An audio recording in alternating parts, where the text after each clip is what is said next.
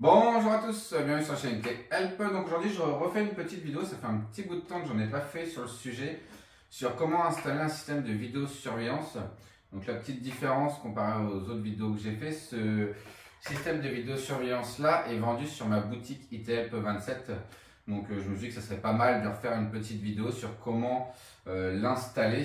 Et dans une deuxième partie, je vais vraiment prendre le temps de vous expliquer tous les petits paramétrages, comment revenir en arrière, comment supprimer certains éléments, par exemple de votre cour, arbre ou enfin, que ce soit avec des arbres, enfin tout ce qui peut bouger dans la cour pour pouvoir mettre la détection de mouvement, pour pouvoir aussi activer l'alarme, ce qui est généralement un souci pour les gens.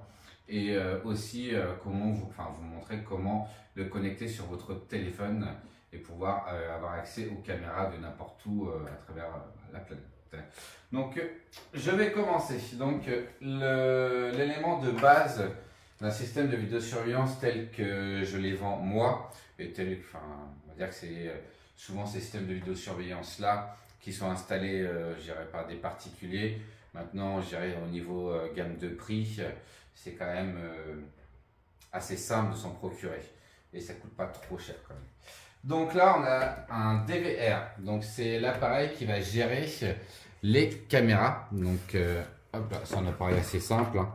Donc c'est l'appareil généralement qu'il faut cacher chez soi. Donc il ne faut pas que ça soit en libre accès, puisque on va dire que si vous avez des voleurs chez vous et qui voient qu'il y a des caméras, ils iront, hein, ils iront toper, hein, cet appareil-là pour vous le prendre. On a des sorties BNC ici, donc on en a 8, donc on peut brancher 8 caméras. Là j'en ai de ce type là, donc après hein, j'en ai en installé 2 pour vous montrer.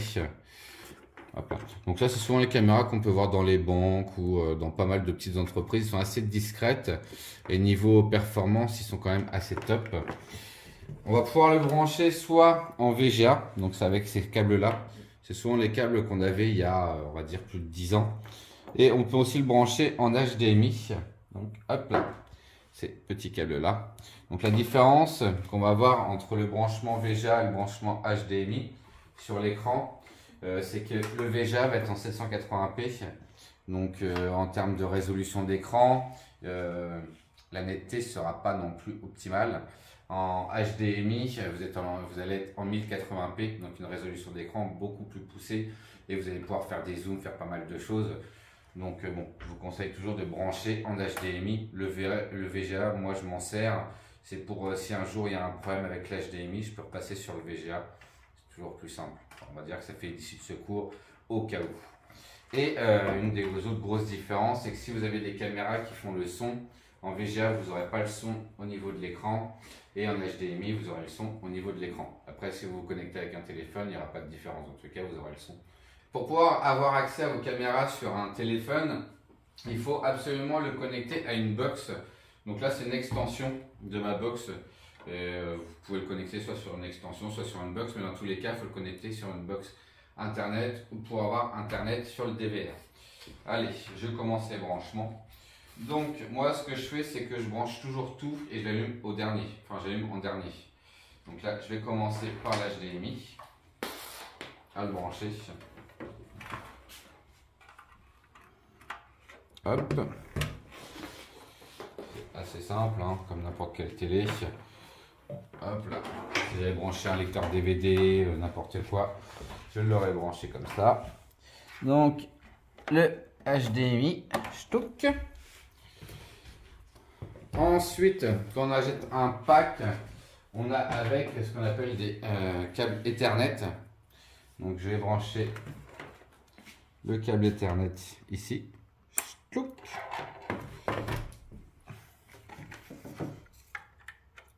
Hop là, donc ça c'est branché. Et il me reste à brancher, hop, la souris. Donc là c'est une souris à moi. Dans les packs, vous avez ces souris là qui sont quand même déjà mignonnes. Après moi j'ai l'habitude d'utiliser mes souris, donc j'utilise mes souris, hein. Hop là. Donc là on a une prise USB ici et non on n'a pas derrière, donc on va le brancher ici. Donc la souris n'est pas obligée d'être branchée tout le temps, hein, dans tous les cas. Et là il me reste plus qu'à allumer mon DVR. On entend le petit bruit de démarrage et on ne devrait pas tarder à avoir un écran. On a les OSI qui arrivent. Voilà. Donc là, c'est en français.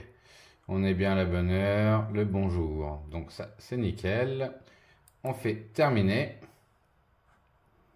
Voilà. Donc là, on arrive sur l'écran d'accueil de là où vont apparaître nos différentes caméras. Donc, après, on a pas mal de choses dessus, mais ça, on verra ça en deuxième partie, bien entendu.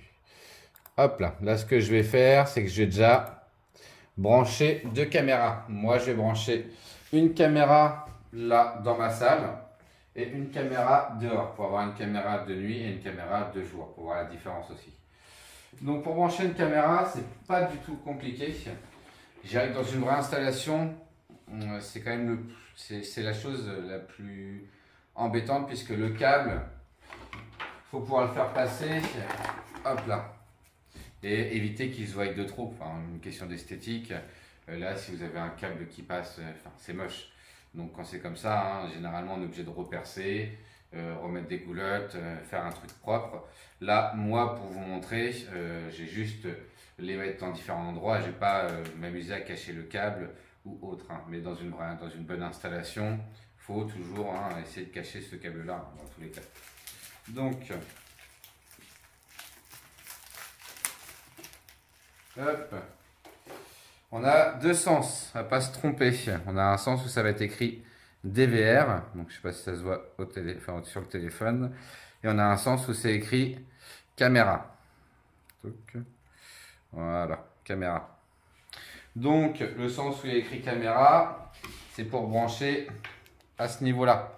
Et le sens où c'est écrit DVR, c'est pour brancher derrière notre DVR, tout simplement. Donc, on va le retirer. Je vais déjà aller brancher celle que je vais mettre dehors. Hop là. Comme ça vous permet de vous montrer comment on peut voir la nuit avec de telles caméras. Donc là, moi, j'allais en installer une devant, sur ma cour. On va déjà aller fixer notre caméra.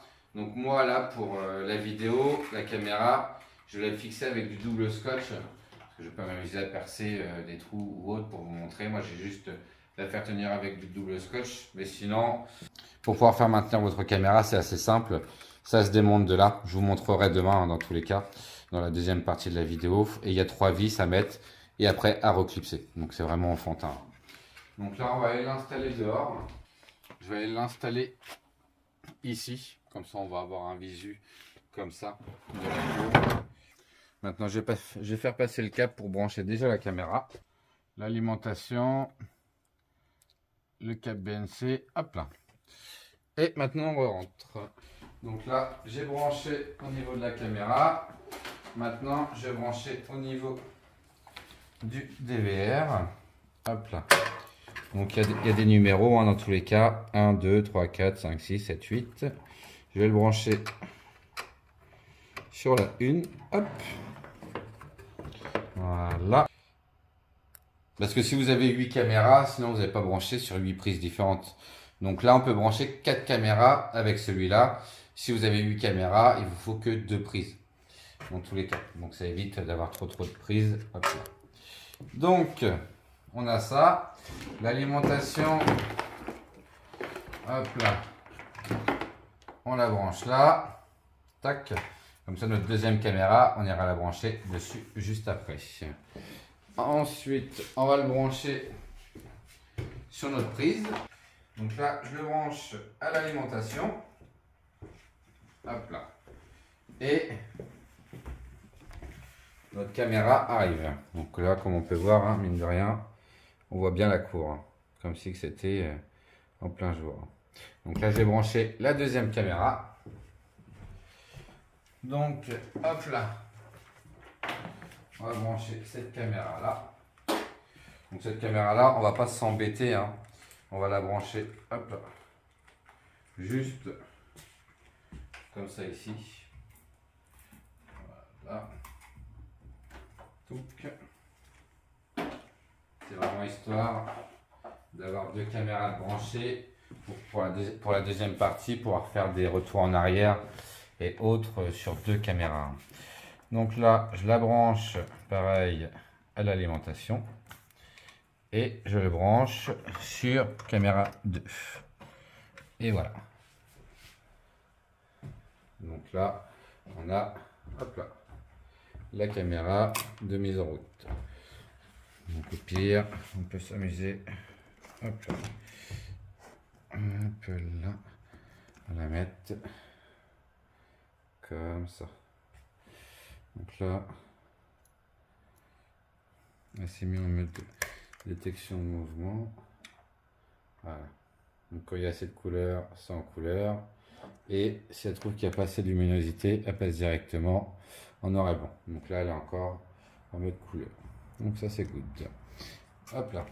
Donc on va la laisser là. Je la mettrai un petit peu mieux tout à l'heure pour qu'elle enregistre toute la nuit. Donc bon, de base, hein, brancher un DVR comme ça, c'est quand même pas très compliqué. Enfin, je dirais un des trucs les plus compliqués, c'est de pouvoir mettre les caméras directement sur votre smartphone. Donc là, on va voir si c'est bien connecté à Internet. Donc pour ce faire, on va faire un clic droit. Hop là. On va aller dans menu principal. Donc moi, j'ai pas mis pour l'instant de mot de passe, puisque là, c'est juste pour vous montrer. Donc on va faire entrer au menu. Donc là, on arrive sur, on va dire, le paramètre, le mode paramètre du DVR.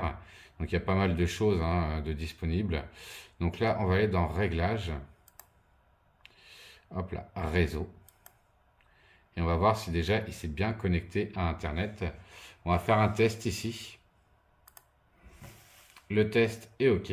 C'est-à-dire que la connexion à Internet, c'est bien fait. De toute façon, on est relié par câble. Donc dans tous les cas, c'est pas très compliqué. Hop là.